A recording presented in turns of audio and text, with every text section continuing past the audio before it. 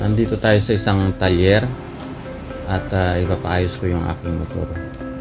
So dito napudpud na yung pinaka gear nung sprocket niya, kaya kailangan ng palitan. Dumudulas na yung kadena. So yung makikita nyo, pudpud na yung kanyang pinaka gear, kaya hindi na kumakapit yung kadena. So kailangan na siya talagang palitan. Ito yung pagtatanggal ng sprocket sa unahan. Maraming lock ito. So inuna muna yung sa gitna.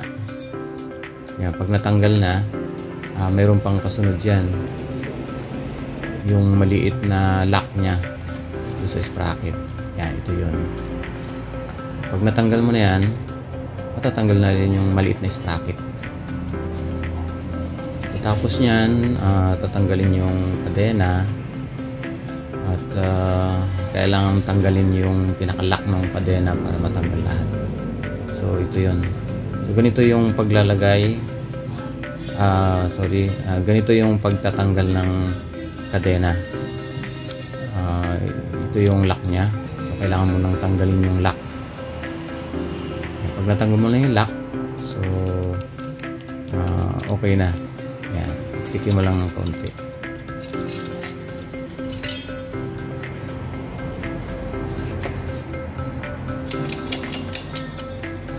Ito naman, tatanggalin na natin yung gulong. Yan, so kailangan tanggalin yung pinakaihi niya. At hindi mo matatanggal yung gulong kung hindi mo rin tatanggalin yung nakakapit sa preno. So ito yun, yan.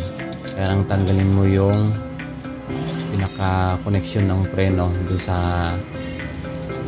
gulong. So, tapos yan, kailangan tanggalin yung sprocket na malaki doon sa pinaka-main na gulong. So ito yun. Ito nakakapit yung pinaka-sprocket ng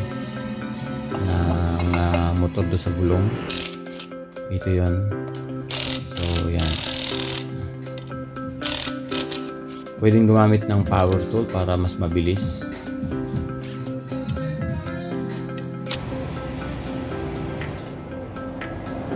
So mapapansin nyo yung sprocket talagang pudpud na.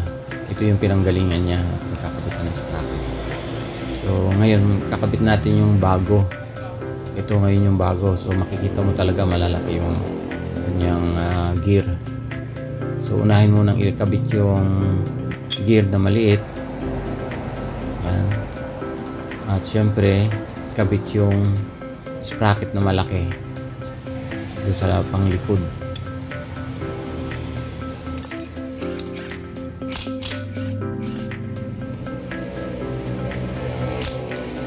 Mas mabilis na gumawa talaga pag may power tool.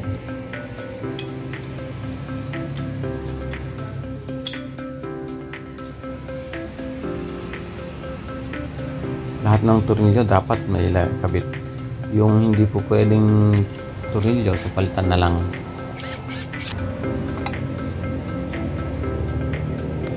Yan, tapos ikabit na natin. Okay. So siguraduhin na yung mga goma, yung sprocket sa loob ng gulong, pinakaihin ng gulong ay na ibalik lahat. Tapos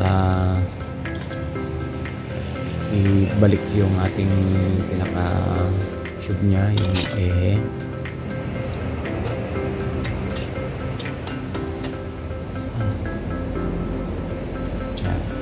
Ingatan lang din na masira yung pinaka trade ng pinaka-ehe niya para madaling higpitan.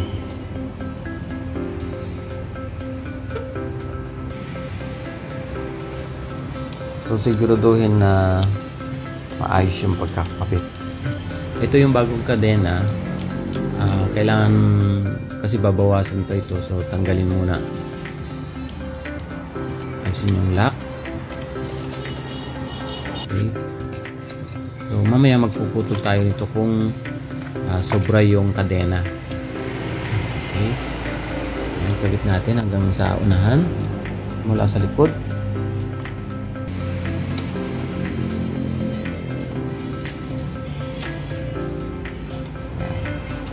So, in-neutral muna yung motor para madaling ikabit yung kadena.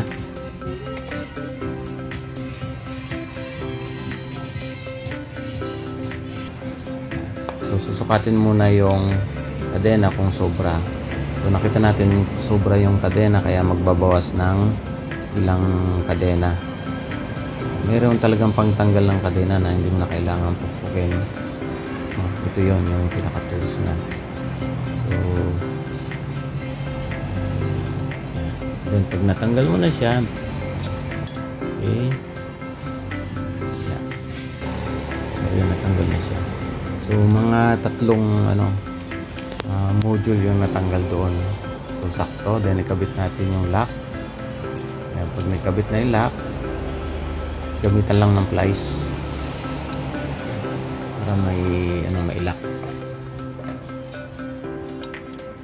Ayan, so lock na siya. Ngayon, hahatakin natin. Meron ditong control ng para mabatak siya kung paano pakanan. Ayan. So, kailangan higpitan siya para mabatak yung kadena. Kabilaan kailangan pantay. Okay. So, tansyahin natin kung mahigpit na yung kadena. Yung saktong-sakto lang na hindi naman siya mahigpit, hindi naman maluwag. Then, tingnan yung gulong, i-align kung naka-align. Kung hindi pa, i-adjust lang yung control ng yung distance para mahigpit ng kaunti yung kadena.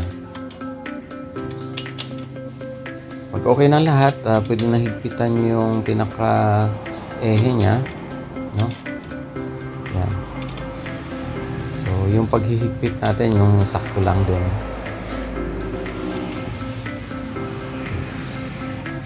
So, siguraduhin na naibalik yung connection ng preno doon sa gulong. So, yan. At ibalik na natin yung takip ng sprocket sa harap.